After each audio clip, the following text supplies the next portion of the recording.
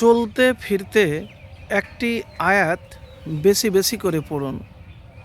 রিজিক সম্পদ আপনার কাছে এসে ধরা দিবে। প্রিয় ভাই,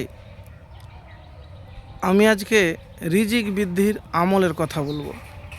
দুনিয়াতে সকলেই চায় যে তার রিজিক অনেক হোক, বৃদ্ধি জন্য পায়। তো রিজিক বৃদ্ধি বা ধনসম্পদ বৃদ্ধির জন্য সর্বপ্রথম যে কাজ করতে হবে সেটি হলো মেহনত করতে হবে। কেন?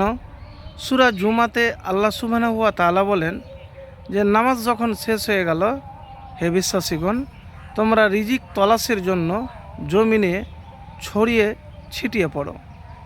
তাহলে বোঝা গেল যে রিজিক আপনাকে তলাশ করতে হবে। এবারে কিভাবে করবেন? দেখেন, অনেকে কী করে যে সকালবেলাতে সময়টাকে কাজে লাগায় না। তা আমি সেসব ভাই বা বন্ধুদেরকে বলবো যে আপনারা সময়টাকে নষ্ট না করে কি করবেন? রিজিক তলাশ করেন এবং পারফেক্টলি আপনাকে কাজ করতে হবে। তো দুরুদ শরীফ কাজ করার সময় দুরুদ শরীফ পবিত্র অবস্থায় থাকলে আল্লাহুম্মা সাল্লি আলা মুহাম্মাদিন ওয়া আলা আলি মুহাম্মাদ কামা সাল্লাইতা আলা ইব্রাহিমা ওয়া আলা আলি ইব্রাহিমা ইন্নাকা হামিদুম মাজিদ।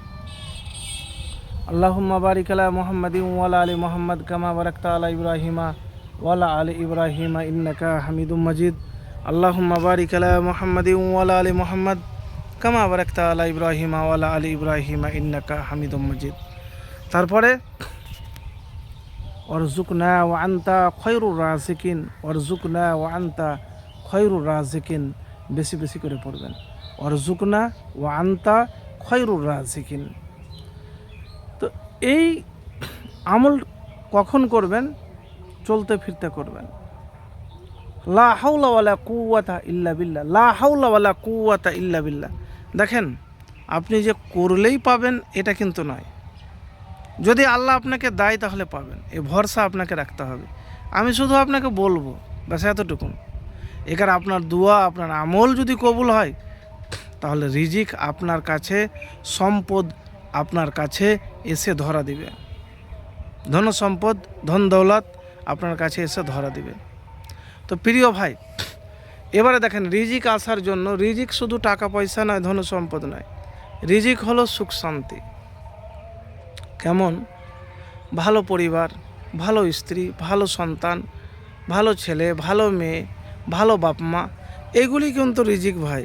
তো এতটুকুন বলবো ভাই, যে হতাশ বা নিরাশ না হয়ে প্রতিদিন কম করে 70 বার বা 100 বার ইস্তেগফার করবেন, আস্তাগফিরুল্লাহ। বা হাদিসে যে ইস্তেগফারগুলি নবীজি সাল্লাল্লাহু আলাইহি সাল্লাম করতেন, ওই ইস্তেগফার করবেন।